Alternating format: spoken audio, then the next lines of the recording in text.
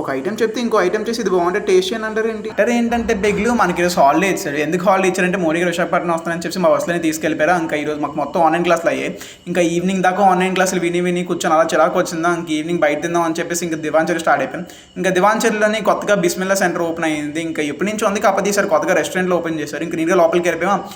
ఇప్పటికి కొన్ని prices change అయ్యి ప్రతి దాని మీద ఒక 10 రూపీస్ ఇంక్రీస్ అయ్యింది. బిర్యానీస్ రేంజ్ కూడా 200 నుంచి 250 రేంజ్లో ఉంటాయి. అన్ని బిర్యానీస్ కూడా అవైలబుల్ ఉంటాయి. అప్పటికప్పుడు మనకు రెడీగా చేసిస్తారు. ఇంకా మేము కూడా ఒక ఫ్రై పీస్ బిర్యానీ అలాగే ఒక చికెన్ ఫ్రైడ్ రైస్ చెప్పుకున్నామా. ఆ మేకింగ్ స్టైల్ కూడా చూడండి, కొత్త చెఫ్ని హైర్ చేసుకున్నాను. చాలా అంటే చాలా బాగుంది. నీట్గా చికెన్ ఫ్రైడ్ రైస్ అది చాలా అంటే చాలా బాగా చేస్తారు. క్వాంటిటీ కూడా పెంచారు ఇంతకు ముందు కన్నా. ఆ ఫ్రైడ్ రైస్ చేసే విధానం కానీ, ఆ మంచూరియా చేసే విధానం చూడండి కానీ, ఆ ఫైర్ వస్తుంది. ఆ ఫైర్ లాగే ఫుడ్ కూడా చాలా ఫైర్గా ఉంది. చాలా అంటే చాలా బాగుంది, వేడివేడిగా ఉంది. ఇంకా నీట్గా lollipop biryani, chicken fry piece biryani, fried rice పెట్టుకొని రూమ్కి వచ్చినామా. అన్నీ అంటే టేస్ట్ చాలా అంటే చాలా చాలా బాగున్నాయి. అప్పుడు మమ్మీ ఫోన్ సీటర్ చేస్తున్నాను, బిర్యానీ తిన్నాను అన్నాను.